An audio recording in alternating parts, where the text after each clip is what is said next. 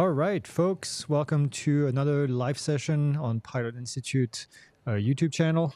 I'm really excited today because we're going to be answering all your questions about mapping. We have a guest. You may have seen him before. You may have seen him in some of our courses. His name is Jared Janicek, and he's coming from to us from Texas, where it's 145 degrees probably right now, close to that. Yes, I feel it. It's terrible.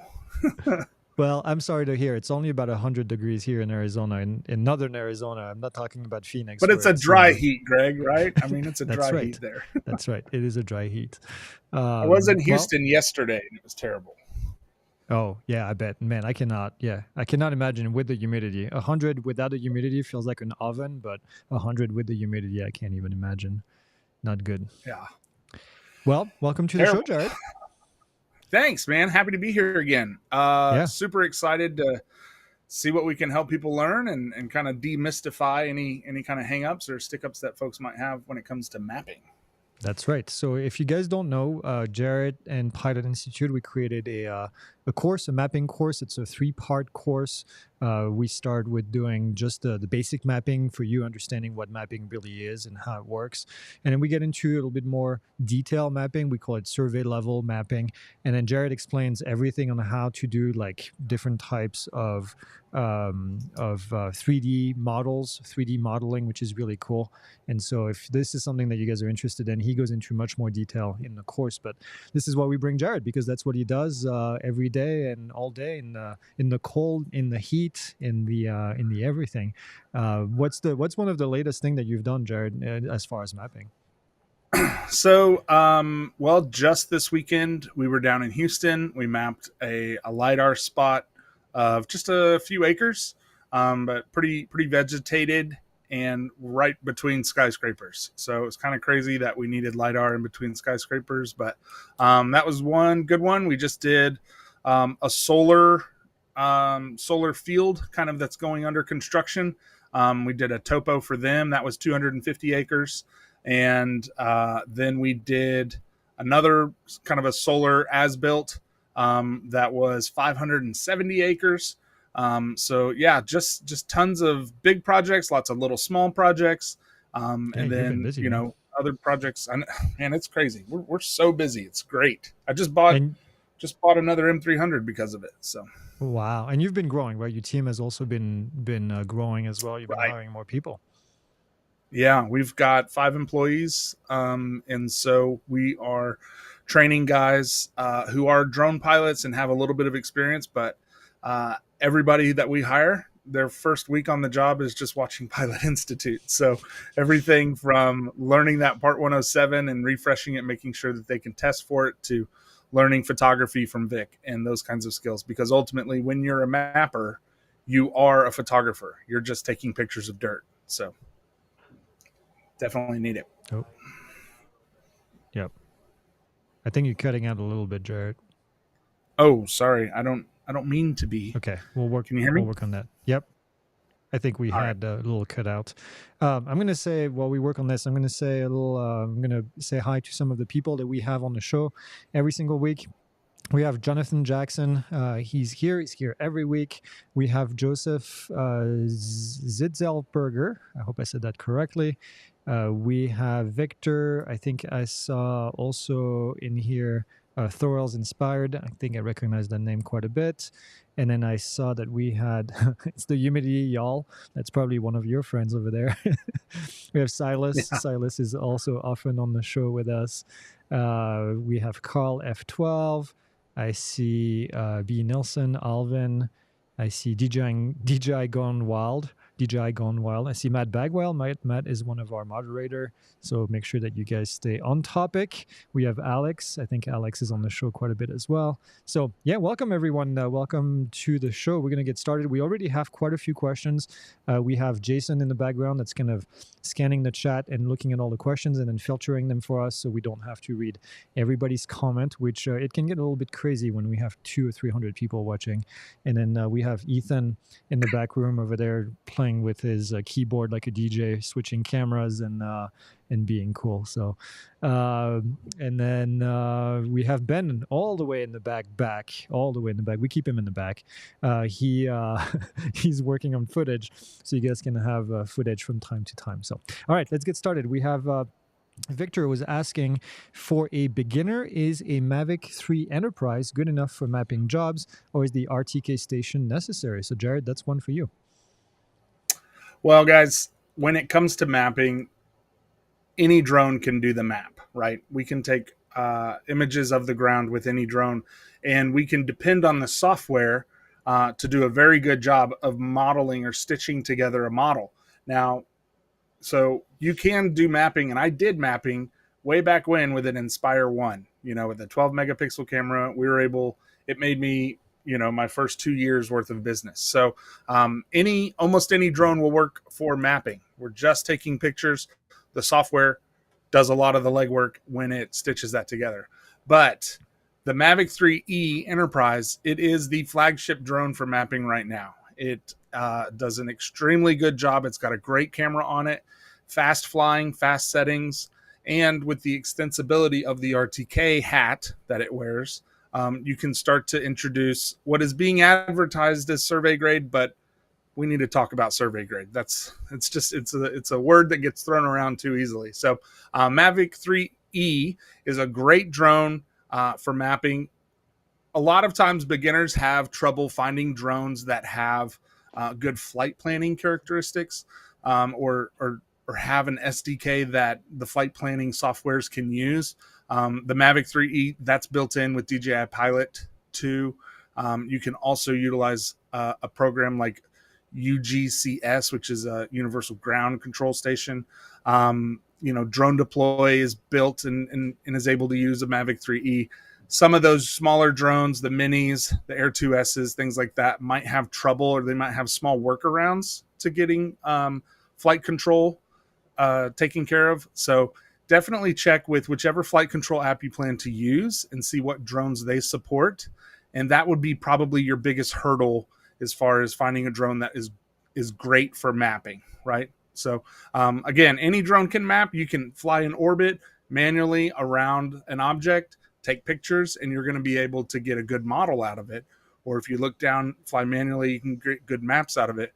But for a flight planning software to control things like overlap and speed and firing the shutter and all of those things, you definitely want to find a drone that is compatible with your flight planning software. Awesome. That's a great answer. And that answer has turned up the heat. We have 20 questions now in the queue. Great. And I want to take a quick break and say all rise. The Honorable Vic Moss is in the house. So Vic, welcome. Howdy, Vic. I just saw Vic this weekend. It was great. Oh, you did? Oh, that's awesome. Yeah. We're going to see Vic when we go to Vegas, to the Commercial UAV Expo. All right, let's go to the next question. Humidity is asking, is mapping dependent on a surveyor? That's a question we get. Is mapping dependent on a surveyor? I guess the question really becomes, who is the customer and what is your deliverable? I had my father-in-law, he was burying some conduit from his shed to his house. He was going to run some conduit, and he's like, hey, it would be great if I knew where this conduit was, if I could take a picture and know where it was in the future. And so that was an excellent opportunity for us to go out and do some mapping. And being my father-in-law, I wasn't making any money off of it. But we were able to go out there and do a map. So no, that certainly didn't require a surveyor, and that was for his own personal use, and he knew what he was getting. But we don't go out and advertise aerial surveys. We don't go out and advertise that we can do boundary surveys and things like that, because our local laws prevent that. And they strictly define what surveying is or is not. So all that to say, you need to look up your local laws. You need to be very familiar with your state board of licensing. Generally, that's a surveyor's board or an engineering board, and very clearly understand what they consider to be requiring a surveyor's or engineer's license versus what you might be able to do on your own. Here in the state of Texas, The license for a surveyor is to delineate property boundaries, not necessarily You for think so? topographic survey. So that's something that we have a luxury on here in Texas. Whereas California, different story, right? Technically, Google could be breaking the law in mapping without a license. So it's a fine line. I suggest you look it up in your state. If you have a specific question and you have the language in front of you, hey, let's tackle that language and kind of take a look at it. But it's kind of a broader answer than that. Wow, So awesome. Yeah, that's a question we get a lot, quite frankly, the surveying thing, and so I'm glad you clarified that. We have a non-mapping related question, but I'm still going to answer it because it has to do with remote ID. Carl is asking, how are remote ID broadcast module compliant with 89320 Charlie 2? It requires the broadcast module to notify the pilot of an in-flight remote ID failure. Carl, my guess is that there's going to be some kind of beeping from the module if it doesn't work anymore, if it doesn't do what it's supposed to do, to alert the pilot. That's the only thing that it can really do in theory. So that's going to be the answer. How do you stay protected from the Arizona summer sun while you are flying while interfering with V loss without interfering with V loss? That's a tough one. You know, Carl, most people don't really fly when the temperature is just that high. It's just the drones are not really designed to fly at that temperature. Actually, Ethan might be able to answer that because he spent several summers in the heat, flying drones in the valley in Arizona. Yes. So they are not built for those temperatures, and we have had multiple of them just fall out of the sky. Brand new drones, older drones, they will just fall out of the sky, and that is dangerous. So don't fly above, I would say, 100 degrees, and even that's pushing it. Always air condition your batteries. That's about it. It's Yeah. not the safest. Yeah, that's about right. I mean, even in Phoenix, and Jared might have an answer to that, but even in Phoenix, sometimes commercial aircraft can't fly because they haven't been tested for that level of temperature. So they shut down the airport, and it just usually can't get big commercial aircraft. Jared, what do you do in high temperature? So, we definitely have high temperatures, and that's always a concern for us, especially right now. It's 106 outside right now. And according to DJI, they would say that the operating temperature for their drones, even the Mavic, is 104 degrees. It maxes out. So, that little Mavic, if it's just sitting there in the sun while you're fiddling with your settings or something, that battery is quickly heating up. The cooling, it's designed to be flying through the air to help self cool itself. So yeah, you just, when it gets hot, it's hot, and sometimes you have to do a job, but we will cycle out drones. We'll certainly air condition our batteries. And then, a sunroof goes a long way. So we utilize the sunroof and position the vehicle so that we can keep an eye on the drone and its pattern sometimes to stay out of the heat. So yeah, heat is a problem. But the trade-off with that is that you can fly till 6 or 7 o'clock at night. So you get those long days here in the summer. Actually, I realized that Carl was asking, I think, about the summer sun in itself, because Arizona is very bright. We don't have clouds very often. As far as the sun in itself interfering with V loss, I think it's all about the position of the pilot, utilizing VO, visual observers, to make sure that you can also maintain the visual line of sight. So the sun in itself, yeah, it's all about positioning and making sure that when you fly, you don't fly into the sun, straight at it. It's all about pre-planning, quite frankly, in this case. All right, Carl again says, I have an Autel Evo 2 Pro V3. What software do I need to get started making simple topographical maps? We get that question a lot also, regardless of the type of drone. Right. Well, when it comes to flying a map with any drone, there's two basic things that you need. You need a way to control the flight of the drone. So you need a flight planning software. And then on the other half, you need some software that's going to stitch together the photos into a map for you, or do the process that is called photogrammetry. So I'll take it from the back end. The photogrammetry software, there's lots of different kinds out there. photogrammetry software is expensive. It is kind of a barrier to entry, Yep. but all of them have a trial period of some kind. Drone Deploy has a 14-day trial period, I think. Pix4D has a 15-day trial period where you can actually download the software, run your images through it, and get a workable model. Metashape is another great software. They have a 30-day trial. Their standard license is actually pretty cheap, so you can get into Metashape for, I think, under $200, and that's a perpetual license. But it only does kind of the point cloud stitching. It doesn't really build a mesh or a 3D model, as we'd say. It doesn't build an orthophoto or a DSM. It just gives you a point cloud. Well, you can do a lot with a point cloud. So that's it, kind of as far as the back end software. Utilize those trials. Really, come up with a couple of email addresses and kind of push them to their limits. Otherwise, the flight planning software is going to be different for each drone as well. There are a lot that maybe, back in the old days when we had a Phantom 4, we had 6 or 7 that we could put onto an iPad and use. We had Map Pilot Pro. You had Pix4D. They call it Pix4D Catch, I believe. DJI GS Pro, which I talk about a lot in the course. You had Drone Deploy. All of those control the drone and tell it when to fire the image, what kind of overlap is needed, what that flight plan should look like.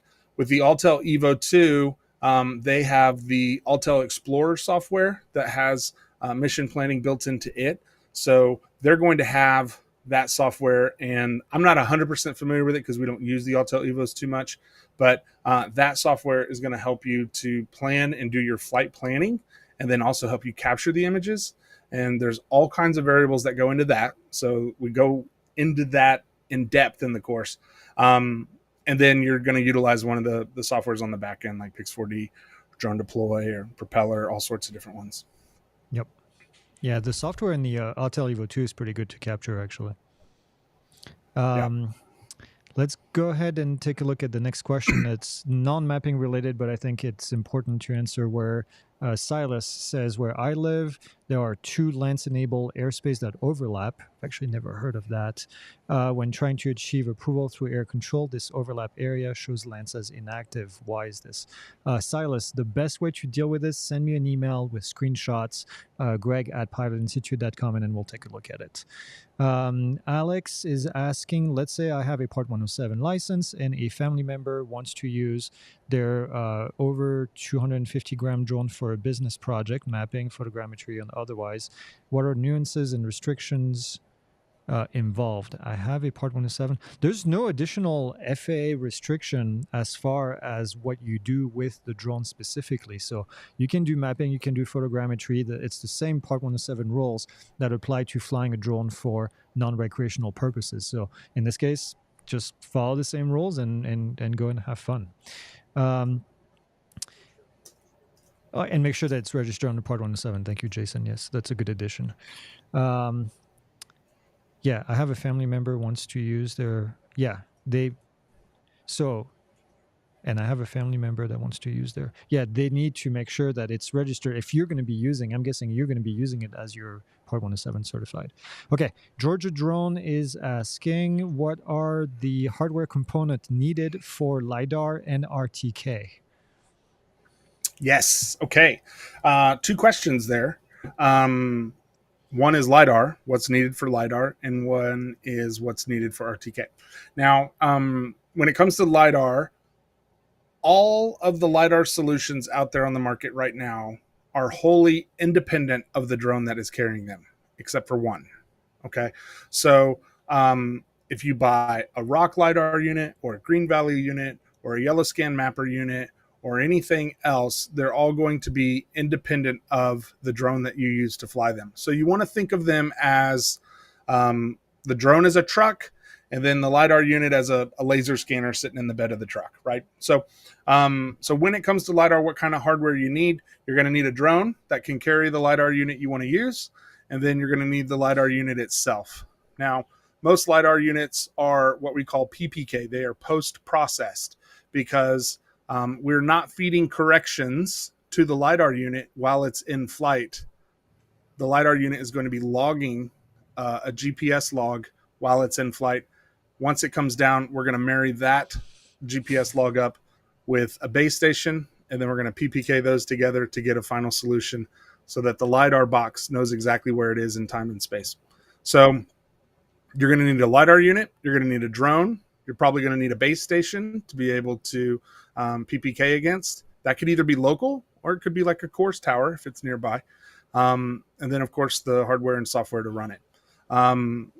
To RTK, the kind of equipment that you're going to need to RTK. And RTK is a real-time kinematic, is what that stands for.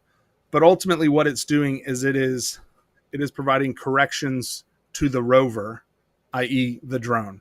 So when the drone is your rover, you're going to try to be feeding it live corrections real time of where it is in the air. And so to do that, you need a base of some kind. Now that base can be a local base with a radio signal up to the drone, but none of those exist for drones right now. The way that, well, strike that. The DJI RTK2, what it's doing is it's actually feeding through a Wi-Fi or through a signal to the controller. Then the controller's feeding corrections up to the drone, but it's utilizing a base, an MLID base, which is a very popular GNSS receiver. It will actually broadcast its corrections up to the internet, and then your controller from a DJI drone will go up to the internet, grab those corrections, and then feed it out to the drone. So all that to say, for RTK, you need an RTK-enabled drone, and you need a base station or a correction service of some kind to shoot that RTK correction to the drone. So Wow. It's a little complicated. We can talk about it a lot more, but Yeah, if we need to explain that, we'll dive into it. But our course, of course, dives into that and really teaches that at a fundamental level. So you know exactly what is PPK, what is RTK, what's the point of having either of those, and do you need any of those to do good mapping? No, you don't. You just need good ground control and a drone that can take pictures.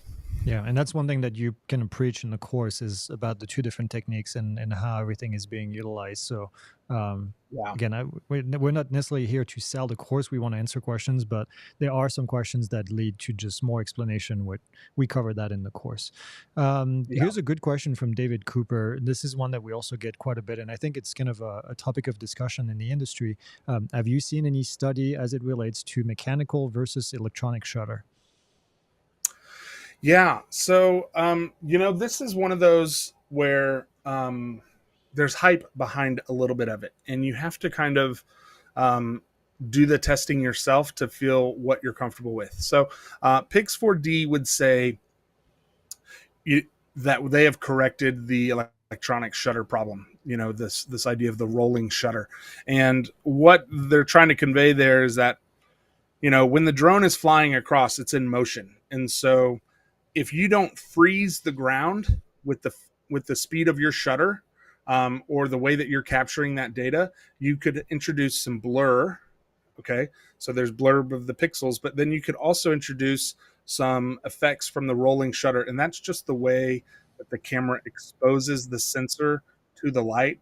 A rolling shutter is going to expose basically one row of pixels at a time, and the drone is in motion, then you're exposing one row of pixels at a time. If the drone's going fast enough, you're going to have a slight bend to your image at the end. So Pix4D, what they say is that we take all of that into consideration. We don't look at the image as a whole. We actually break it down pixel by pixel, and we're going to position each pixel of the sensor appropriately in our software.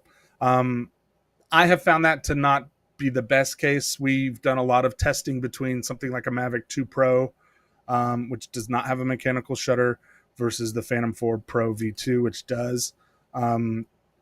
We would see differences in volumes of as much as 10%, even Wow. with control. So we found ourselves not trusting that too much. But I did that testing probably 2 or 3 years ago now. So maybe we could stand to do some more of that kind of testing. But ultimately, that's the difference between a rolling shutter and a mechanical shutter. The mechanical shutter, it exposes the entire plane of the sensor to the light all at the same time, which is that freeze frame that you're trying to get of the ground. And it's a better representation of the ground. Awesome. Yeah, I know that's always a big topic of discussion in the industry. Matt Bagwell had asked something very similar, so I'm going to skip that question. Do you think the new Air 3 will be as good as the leaks say? I don't know yet. I can't tell you because I haven't flown it. So once we get our hands on it and we fly it, we will let you know. Well, yes, we will. What do you need to purchase to get into mapping? What is your initial cost and how much can you expect to make? I'm sure that's going to be a it Sure. depends answer, but yeah, let's talk about this. Well, it depends. I mean, but everybody wants to know. So, um, I would think that you should be able to expect to charge at least $250 for any kind of map, right? And then on the high end, you could probably go to, I don't know, for just a map, you know, depends on acreage, depends on how big, depends on flight time, depends on what your deliverable is, all that kind of stuff. But you could easily creep into $1,000, $2,000, $5,000. Depends, right? What you need to be asking yourself is, what kind of value am I producing to my client? Yep. And so you've got to really convey value. If you take an image and you make a map of 250 acres and you deliver a 5 GB geotiff, there's not a lot of value there for your customer because they can't open a 5 GB geotiff file, right? So you need to get that into a consumable that they can consume. And so maybe that's a PDF map, or maybe it's a big blown up canvas print, right? Or maybe it's a zoomable map that you can put on a website that they can go in and zoom in like Google Maps or something. So there's a lot more that goes into that question because making your deliverable useful to your client is a big hurdle for all of what we do. Some of the programs like Drone Deploy have that built in, but now you're sharing your secret sauce, the Drone Deploy account, with your customer, and you know how easy it is to make a map. So you're wanting to, you have to think about how am I going to deliver this map and provide the best value. So that's going to impact your deliverable a lot more than just going out and flying the map, because flying is the easy part. The drone does it all by itself. You just take the JPEGs and put them into a program. But think about the deliverable and what kind of value you're going to provide there. So, Yep. but as far as getting started, you just need the drone and the software and a memory card and batteries, lots of batteries. It's funny you said that. I had a customer ask me yesterday, and he said, I've got this job where I can take a picture of 10 different properties in the same flight. And he's like, I feel bad charging the same amount for each to the customer. And I said, well, you got to think about it differently. You don't think about how long it took you to do the job. Think about what value you're bringing. So the first thing that you mentioned was what value are you bringing to your customer? That's how you charge. I like that. And I know Vic likes to do the same thing as well. Okay, next question. This is a good one too.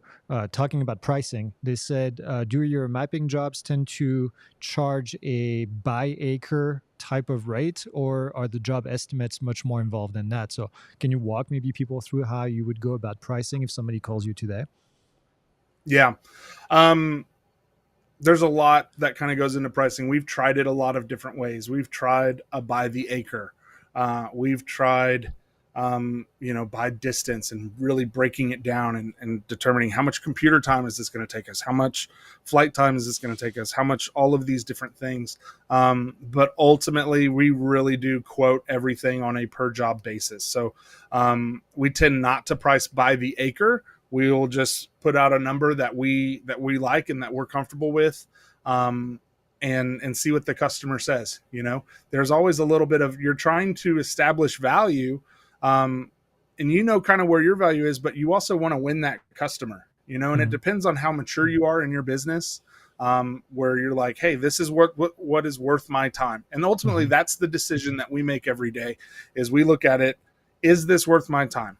Guys, when I was first starting out, I was giving away maps. I was doing them for free because I was trying to build value and earn that business, because my time had very little value to it, because I had so much free time.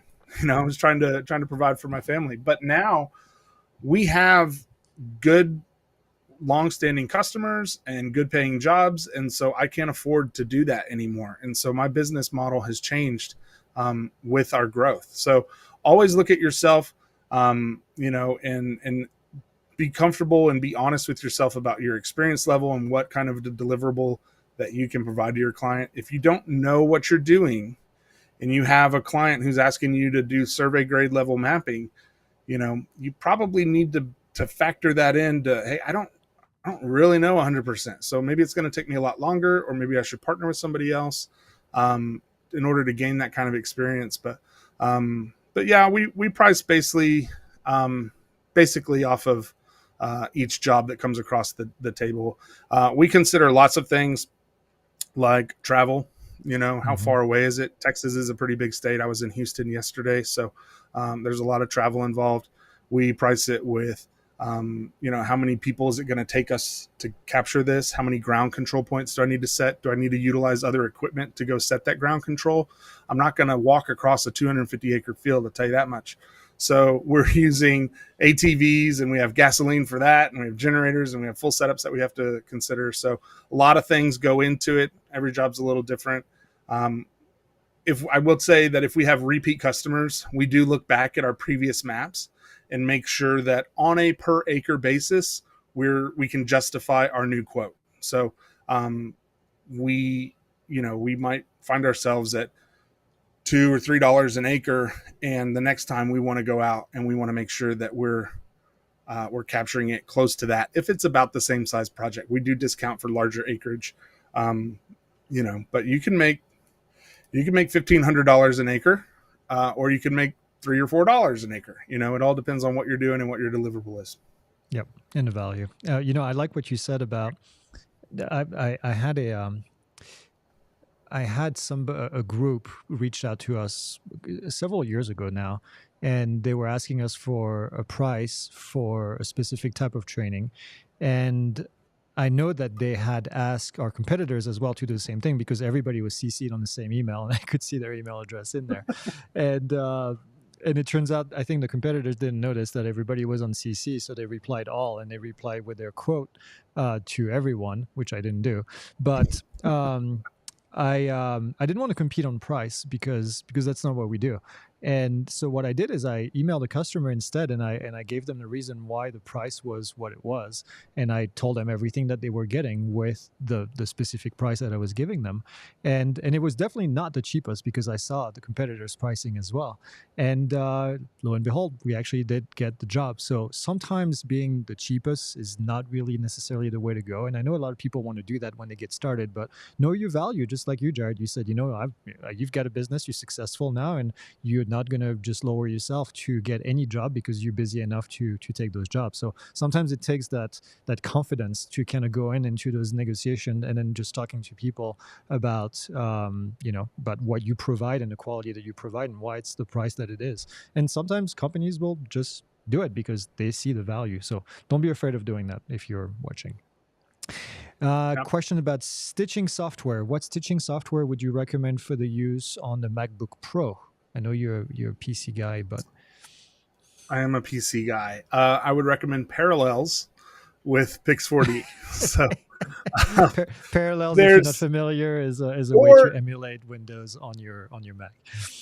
Yeah, actually, I would recommend a cloud processing software at that point. There's Maps Made Easy.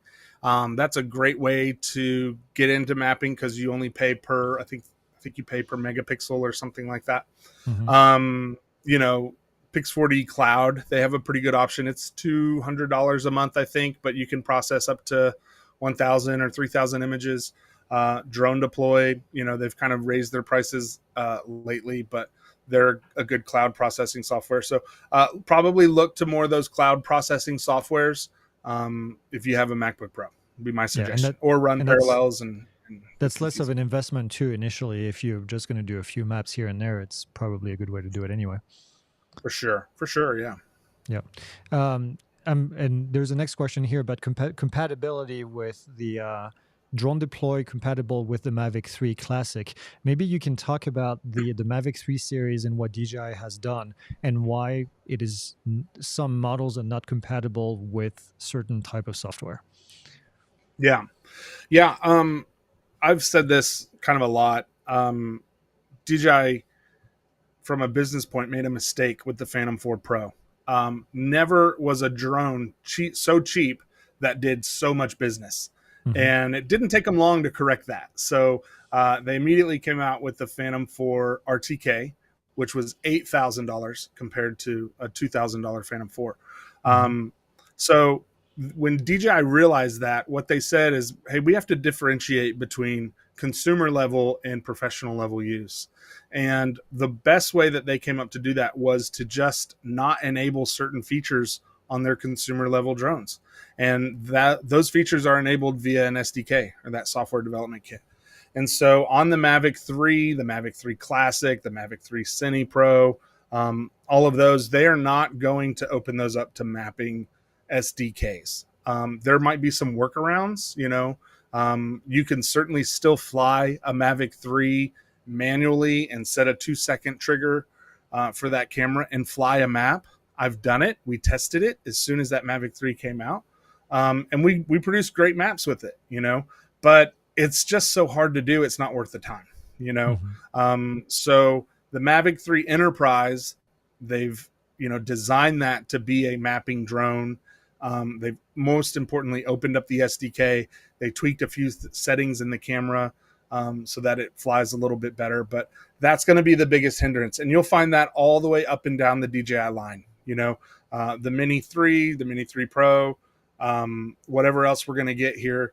I guarantee it won't have an SDK for mapping. They're just not interested in enabling that. So, like I said, you can still fly maps and you can do it manually, but it's just not worth the time and effort, in my opinion. Yep. Yeah, and that's really something that's too bad. I did have a discussion with one of the DJI executives at DJI Airworks last year about that specific issue, because they had just released the 3 Enterprise, and they had promised, well, not promised, they had kind of hinted that they weren't going to do the SDK. And then I finally asked the question, and he said, well, that's just not the drone that you're going to be using to do mapping. You just got to pay the money to do it. And I thought that was a really shitty answer, quite frankly. I think, like you said, I think it's a big failure in the business model, but that's different. Okay. Yeah. I mean, you could just real briefly, you could create a waypoint mission and properly space your waypoint lines to know exactly how far apart you need to be to get the overlap that you need. Yeah. You could do It's it, a lot of but work. it's going to be hard. Yeah. You don't want to fail and then having to go back to do a 300-acre area. Are there any alternative to RTK for higher precision tracking slash positioning? Alex Thompson is asking. PPK is going to be the most accurate that you can get with a drone in tagging your images. Okay, so something that is a bit confusing to new folks. You hear PPK all the time, you hear RTK all the time, and you think you have to have RTK to have an accurate map. Well, before all of that happens, or happened here in the past year or two, we were making very accurate maps utilizing just ground control, so just targets on the ground, and having that kind of proper spacing and understanding where to put targets is what allowed us to have very accurate maps. So the consumer grade GPS that is on most drones is just that. It's consumer grade. You're accurate to within about 10, maybe 9 feet, 1 or 2, maybe 3 meters. Well, sorry, 3, maybe 5 meters as far as accuracy of where the drone was in time and space when it took that picture. And RTK tries to introduce an element of real-time corrections. So it's utilizing a base station that is on a fixed known point. That's hard enough to get on its own. But you've got a base station on a known point, and it is broadcasting corrections to the drone. And so really what's happening is the base is seeing the same satellites that the rover is seeing.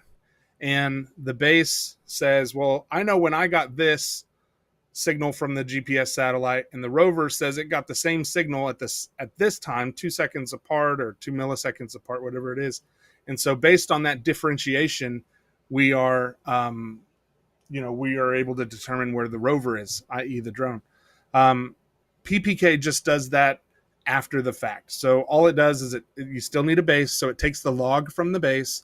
It takes the log that the drone is collecting, and then it marries those two after the fact, and then you're going to basically update the EXIF data of your images with that new GPS data. So it's a little more involved, a little more processing, but PPK is superior to RTK, and I think most folks will tell you that for sure.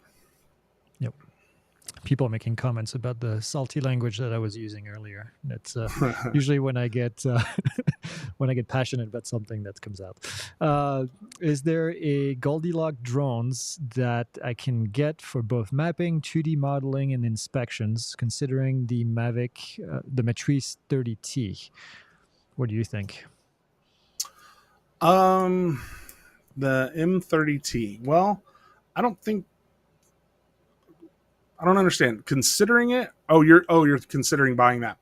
Yeah. The Goldilocks drone, I think, would be the Mavic 3T. If you need that thermal capability. If you don't need the thermal, the Mavic 3 Enterprise is going to be just a killer drone. If that's out of your budget, that's more like a $3,000 drone. Then look for that older generation, the Phantom 4 Pros. You can get them for, I just sold one the other day for $900. So you can get into it for under $1,000. That's going to be a great drone all around. Yep. And a lot of the inspection folks want a 20 megapixel or better camera. So that's something to consider too. I agree. I think I was going to say the same thing. The 3 Enterprise or 3 Thermal, depending if you need thermal or not. The Matrice 30 is nice, but it's kind of, I don't think it's designed necessarily to do this. It's more designed for public safety and for the thermal capability, quite frankly. Okay, yeah. Robert, I must ask, do you need a remote ID module for recreational use only? Robert, yes, you need a module. Let's put it this way. If your drone requires registration, it requires remote ID. That's the simplest way to put it.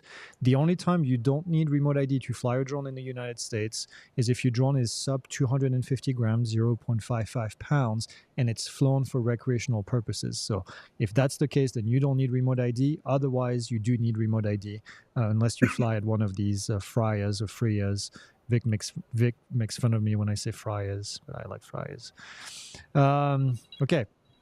Can you do mapping with the Mavic Pro Cine? I think we answered that question. It kind of goes along the lines of the SDK. So the answer is yes, you could, but you're going to have to do the things by hand. You're going to have to do the flying by hand. I heard that if someone has the Part 107 license, one can work with that person under their license. Is that true? Yes, absolutely. As a Part 107 pilot, you can supervise somebody else who is flying the drone as long as you are co-located with them and you're able to take over the control in case something happens, and then in which case, but you can only do that for one person, so you can only supervise one person and one drone at a time. But yes, you can absolutely do that. On your stockpile models on your website, why didn't you use GCPs? You use GCPs, right? Yeah, we use GCPs. We use them a lot. We use them on most every job, but we charge for them. And some of our customers don't want to pay for that. And that's okay. Because if you think about what a stockpile job is trying to do, is they're trying to get a measurement of a volume on the ground. Well, there's a couple of different ways that we can ensure that we have proper measurement. And the most simple is to just paint 2 lines on the ground and measure them and know that that's a fixed measurement. So in the early days, we used to just put 2 targets on the ground and spread them out 25 feet apart, a full measuring tape. And then we would check that in our model. And sometimes that was good enough for the customer. They were able to see that, hey, 25 feet on the ground in real life equals 25 feet in the model. I'm happy with that. Mm-hmm. You can take that a step further and measure the height of something on site or something that you capture in the model. Something like a storage container is often on these kinds of sites. And so now you have a height and you have a width and you have a length. And if it's true to the object on site in real life with just a tape measure, then you can know that it's true in your model as well. That's what we call relative accuracy. Is our model accurate to itself, relative to itself? Ground control really just increases the accuracy, georeferences it to the ground. So we know that the point that we put down is exactly at this point on the face of the earth. We've done work with clients where they don't use ground control. We still use targets, but we used what we called an arbitrary coordinate system. This target was 0, 0, 0. And then that target over there was 100 feet west, 100 feet north, and 10 feet higher. So it was 100, 110, and we used an arbitrary coordinate system. So you don't have to have ground control to make accurate models. We regularly do that with some of our clients, and we're accurate to within 1% month over month over month without the use of ground control. Now, does it make things harder in comparing 1 month to the previous month? Absolutely it does. But there's ways around that as well, and that's more a software kind of a training thing. But the reason why our maps are so accurate relative to themselves is because there is already built-in GPS data. Even the consumer-grade GPS, it's still pretty good, folks. And when you have hundreds of images that all carry that same data, and then they're referencing themselves, I mean, fly any map that you want and throw it on a drone deploy, and you'll see it lines up with the existing under base map pretty closely. And that's all without ground control. So you can get pretty far without ground control if you explain it and really know what you're getting and explain that to your customer. So, yeah, sure. Yep, great answer. Non-mapping question on the Part 107, does that license have to be renewed every year? No, every 2 years. Every 24 calendar months is when you have to renew it. Okay. Excuse me. If I don't have RTK drone, is using GPCs good enough? I think GCPs, I think we talked about this. Absolutely. Carl asks, how much of an image overlap do you need? So that's going to depend on what your deliverable is to your client. If you're just delivering a pretty map, then you can get away with like maybe a 60% side overlap, 70% front overlap. You can even start to tweak that more and more, kind of lessen it. But we generally fly most of our maps, unless we have to adjust off of it for some reason, we always fly a 70% side overlap and an 80% front overlap. We've tested that up and down. We've gone up to 85% front, 75% side. We really see no big impact to accuracy or quality of maps. So we've kind of settled as a company on 80% front, 70% side, and we only back off of that if we're just trying to get out of the air quicker, if we want to make that drone flight go a little faster, or if the deliverable calls for, hey, it's just a map, we're just trying to stitch something together real quick. So think about that when you're planning and bidding your job too. I haven't had chocolate in about an hour, so my body was shutting down. I think that's the problem. You guys think that he's kidding. He's actually not. Can Jared explain what are the known ground points? Many people think you can put a base station anywhere. Yeah, there you go. Yeah, this is a great topic. Ethan, we talked about maybe sharing my screen, and I think this would be fun to show. So I'm going to show y'all what known points are. Give me half a second here. I'm going to stop sharing that one. I'm going to share this. So a known point is exactly that. It's a known point on the face of the earth, and we're talking accuracies to within 1 to 3 centimeters. So we know exactly where that point is in relation to other known points. And when you're looking to have accuracy, sure, you've got an RTK base station, but is your base station set up over a known point, or is it just set up wherever you got out of your truck? So what we're saying is that you would want to have known points. And actually, I'm showing you the wrong map. That's my problem, my fault. These are, real quickly, these are Coors towers. So here you can see these are continuously operating reference stations. And these are just GPS. They're most often public. And they are sitting there, and these are definitely known points. These towers know exactly where they are. and they're going to be showing you, or they're going to be collecting that data and serving as kind of, I guess you could say, base stations, if you will. So you can PPK your data against these if you're close enough. You can't really get RTK from them, but PPK is a great solution. So if you have a Mavic 3E, and the big factor with the Mavic 3E is that it logs its data. So it's logging what it receives from the satellite, and then you're going to compare that log, or you're going to post process it against a log from something like this. And this is, I don't think it opened. Oh yeah, it did. Okay. This is what a continuously operating reference station looks like. That's a known point, folks.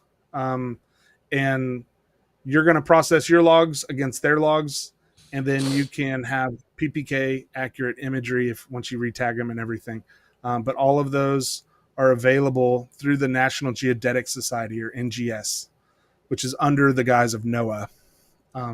So that's great. That's a CORS map. I always just search for these things. NGS points. I got off of it. I'm sorry. I forgot what I was doing here. But the known point is really what you're trying to establish on your local site, and you have to have that in order to be able to post process your drone data against it, or to have any time of real time corrections to your drone. So establishing a known point is often hard to do. When you go up to a job site, most job sites that are where dirt work is going on or something, the surveyor has gone out and established a known point. You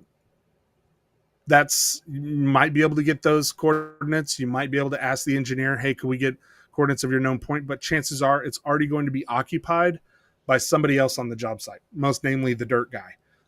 So he's going to put his GPS on there, and that's what they're going to run machine control off of. So you won't have access to that known point.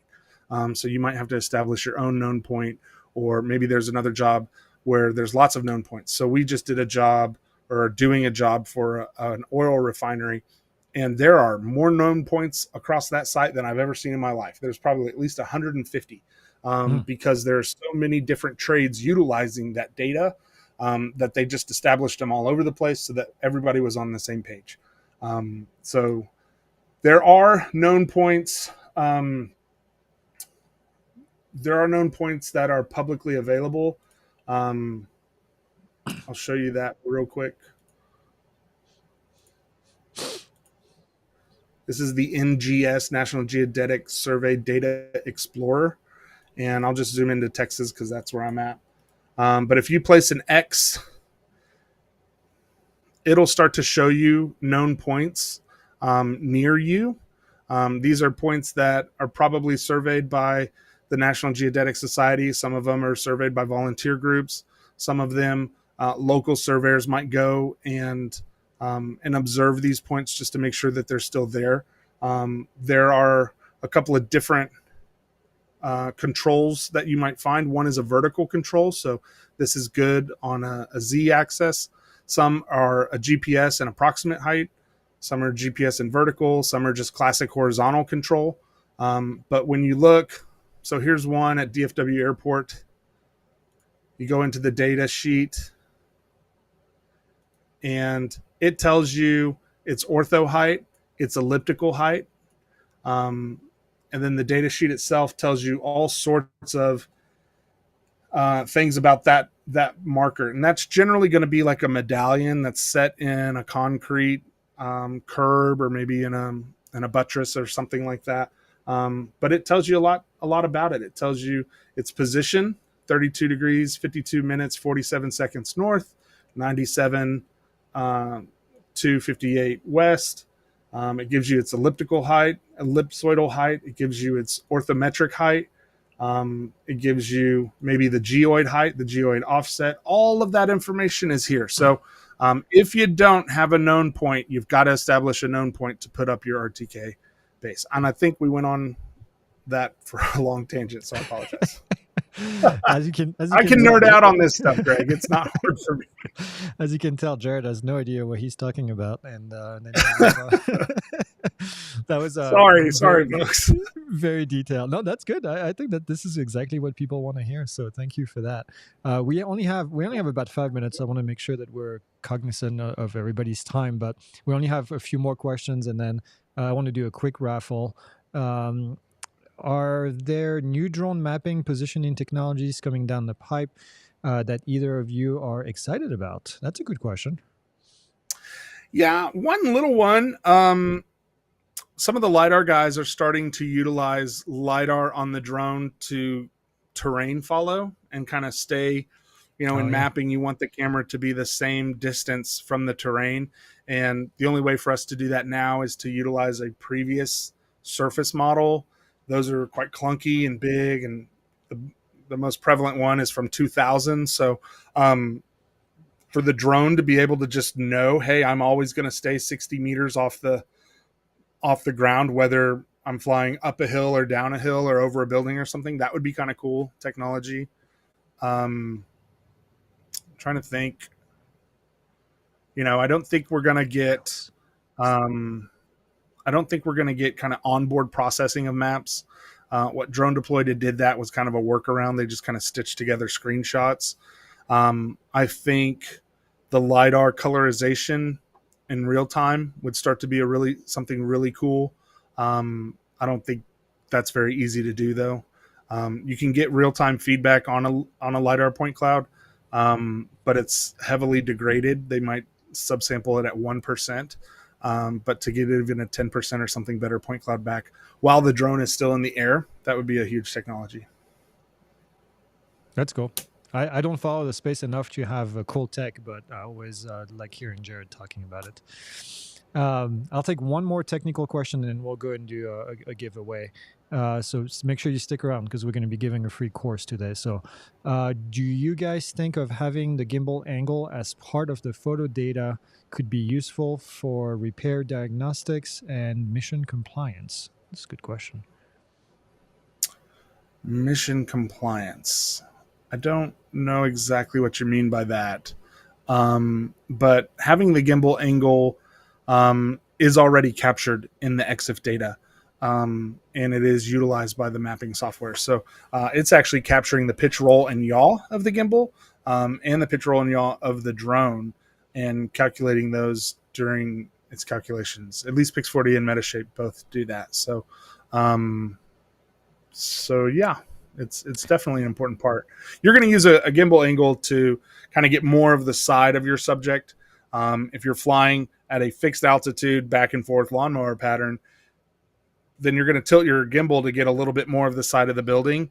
But if you're modeling the building, you're actually going to be orbiting the building in a better flight pattern. You're not just going to fly a grid from above. You're going to fly multiple orbits around it and really utilize the full capabilities of the drone. So, the pitch, yaw, and roll, or the pitch, roll, and yaw, or as they said in Texas, the pitch, roll, and yaw. Sorry, the pitch, roll, and yaw. Yeah, that was my joke for the night. All right. We're going to do a quick giveaway. We're going to do 2 giveaways tonight. So get ready to put in a number. Don't put a number in there yet. We're going to pick a number. Jason actually is going to pick the number in our private chat. So that's who's going to be winning this. Only one number per person. You're allowed to guess. So if you put more than one, that's not good. We're going to give away these remove before flight. What do you call them? Something tags. We have one from Pilot Institute. We have one from Following, which is our social media app for airplane pilots. I know you guys are drone pilots, but it's still cool. We have some stickers that we're going to put in here. They're not as cool as Jared's sticker. Jared has some cool mapping stickers that we need to get a hold of when we do these. And we're going to give you a flashlight as well that's got the Pilot Institute logo on it, which is really cool. So we're going to do one of these packages. We'll send it later this week before we go for Oshkosh. And Jason has picked a number. So as soon as I go clear right here, a number from 1 to 107. Make sure you put your guess in here. One per person. We'll be verifying. If you had more than one, we'll go to the next person and go. 555 is not between 1 and 7. And it is a red flashlight, right? It is a red flashlight, yes, because it's a flashlight for airplane pilot. I don't see it. The flashlight's blue. The light is red. The flashlight is blue. The light is red. Yes. It's still not in there. It's still. Oh, there you go. I think we got one. Who got it? Who got it? Eric. Looks like Eric Yep, P. Eric P. Yeah, Eric P is the winner. So you can stop putting numbers. Congratulations. Congratulations. You'll be getting a bag of goodies from us. And then to close it up, it is 5 o'clock. We're going to do the same thing again. Ethan is going to pick a number between 1 and 107. And we're going to give away a mapping course since we're doing mapping. We're going to put the link to the mapping course if you're not the lucky winner, but it's a $300 value taught by Jared, all three of them put together. And then you get to learn about mapping. So Come You got a on. number. Sorry, You you got have a to listen to number? me. Yeah. you got a number? Okay, put it in the chat. No, everybody was All guessed. We right. haven't started yet. We haven't started. Well, none of them Stop. were right. Holy shit. I'm posting the link. Everybody below that. Yeah, everybody below the link. Jason is going to put the link. There you go. Below the link. It starts. Below the link. I'm looking. All right. We have the number. I don't see anybody yet. It is not 107. Close. And nope, still not. Holy shit. Oh, it's going fast now. Passionate about it. Oh, no. These smokes. No, still don't see it. Come on, peeps. Oh, so close. Oh, so close. Three Nope. numbers on either side of it. have Still been not. guessed. Still not. Come on, peeps. Oh, there it is. Oh, There it is. DJI gone wild. DJI gone wild. So for both of you that have won, please email us. Okay, you guys can stop now. The answer was 24. Vic 3.1415 is not the answer, although it is our initials. If you won, please send an email to Jason at pilotinstitute.com. He just put it in there. He will send you. If you are watching this after it went live, do not put a number in the comments. You're laughing, but it's happened. Look, Mama Drone says 24, but no, it's too late now. Yeah, don't put it in the comments. You don't qualify if you didn't watch live. All right, folks, I think that's all we have. Jared, thank you so much for your time, as always. Are we going to see you Thanks, in guys. Vegas at Commercial UAV? We'll see. I don't know yet. Okay. Maybe. All right. All right. Well, if you come over, we'll have you at the booth. And then, yeah, for those of you that we're going to be at Oshkosh next week, so keep the emails to a minimum. Now we still have customer service working, but most of us are going to be at the booth at Oshkosh, so it's going to be fun. And yeah, we'll send you some photos. Look at the shorts on the airplane channel. We're going to be posting quite a bit on there. We have an entire team going. And oh, my best friend Dave is calling me, so we'll go answer that in a second. All right, folks, thanks for watching, and we will see you next week. Thanks, guys.